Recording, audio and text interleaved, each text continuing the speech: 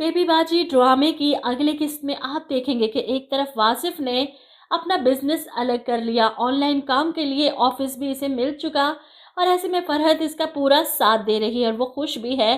फरहत का शुक्रिया अदा करता है कि मुझ पर भरोसा करने का बहुत बहुत शुक्रिया, बस इसी तरह तो मेरा साथ देती रहना। वहीं दूसरी तरफ अजरा परेशान, कुछ समझ नहीं आ रही है। फूफो बेगम तो इस घर से जाने का नाम नहीं ले रही। अब तो जमाल ने भी खर्चा देने से इनकार कर दिया, 1 रुपया अजरा को नहीं देता, उल्टा इसे कहता है कि फूफो बेगम से जाकर मांग लो। भाई वो क्यों मांगे अपने शोहर की कमाई, वो भी उसकी फुप्पो से जाकर। यहाँ पर जमाल गलत कर रहा है। सारे भाइयों में इंसाफ करते करते वो अपनी बीवी के साथ ना इंसाफी कर रहा है। खैर अजरा तो अपनी माँ को फ़ोन करती है, इनसे कहती है उस बुढ़िया को घर से कैसे निकालूं। अरे कोई अपने पीर बाबा से पूछो, कोई तवीज़ वगैरह करवाओ। इस बुढ़िया ने तो हर चीज़ पर कब्जा कर लिया और इसकी बेटी जमाल के आगे पीछे घूम रही है। वहीं सायरा भी पूरी कोशिश करती है कि जमाल और अजरा के बीच में होने वाली इस नाराज़गी में अपनी दाल गला ले। जमाल के लिए चाय बनाकर लाती है इसके कमरे में और इसे कहती है कहीं घूमने चले, और जमाल इसकी इस बेतकल्लुफ़ी पर हैरान कि मैं थका हुआ आया हूँ, दुकान से अभी आया हूँ। हर बार वो इसे मना कर रहा है, लेकिन जिस दिन सायरा की बातों में आ गया ना, अजरा की परेशानी में मज़ीद इजाफा हो जाएगा। इधर आप देखेंगे कुरैशी साहब मिठाई का डब्बा लेकर घर आते हैं, खुशी का नारा लगाते हुए, अरे मिठाई खाओ, हमारी बेटी पास हो गई। इसकी माँ भी खुशी से दुआएं देती है कि अब तो हमारी बेटी की ज़िंदगी में खुशियाँ ही खुशियाँ हैं।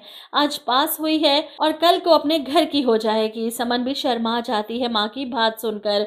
इधर आप देखेंगे कि अंबर स्कूल से वापस आ चुकी है, लेकिन इसके साथ आशी नहीं आई। फूफो बेगम कमरे में आती हैं अंबर से पूछने कि आशी कहाँ है, वापस नहीं आई तुम्हारे साथ।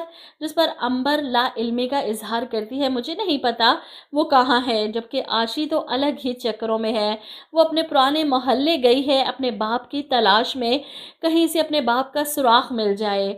और इधर फूफो बेगम परेशान कि आशी स्कूल से घर नहीं आई तो कहाँ चली गई, कहाँ ढूंढूं इसे मैं। और अगर जमाल को पता चल गया कि बच्ची इतनी देर से घर से गायब है तो क्या सोचेगा हमारे बारे में। इधर आखिरकार रक्षी पर पड़ जाती है नसीर की नज़र, जो एक नया मुर्गा फंसाए फिर रही थी।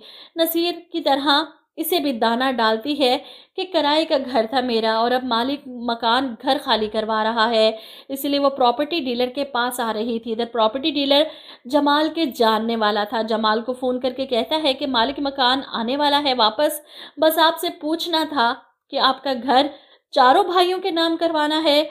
और जमाल यहाँ पर बेवकूफ़ी करेगा, पक्का मुझे हो सकता है कि फुप्पो के कहने में आकर चारों भाइयों की जगह ये घर फुप्पो बेगम के नाम करवा दे कि अजरा इन्हें घर से निकालने की धमकियां ना दे दोबारा। वहीं इस प्रॉपर्टी डीलर के पास रक्षी मकान की तलाश के लिए आई थी और यहीं पर नसीर पुलिस के साथ इसे दबोच लेता है। पकड़ लीजिए इस औरत को इंस्पेक्टर साहब, इसने बहुत से लोगों के जज्बात के साथ खेला है, इसे इतनी आसानी से मत छोड़िएगा। वहीं रक्षी हंगामा करती है, मैंने कुछ नहीं किया, झूठ बोल रहा है, ये क्या सबूत है मेरे खिलाफ। और वहीं पुलिस वाला बताता है कि बीबी तेरे खिलाफ तो सबूत बहुत ज़्यादा हैं, कब से पीछे लगे हैं हम तेरे गैंग के, अब जाकर हाथ आई है तू।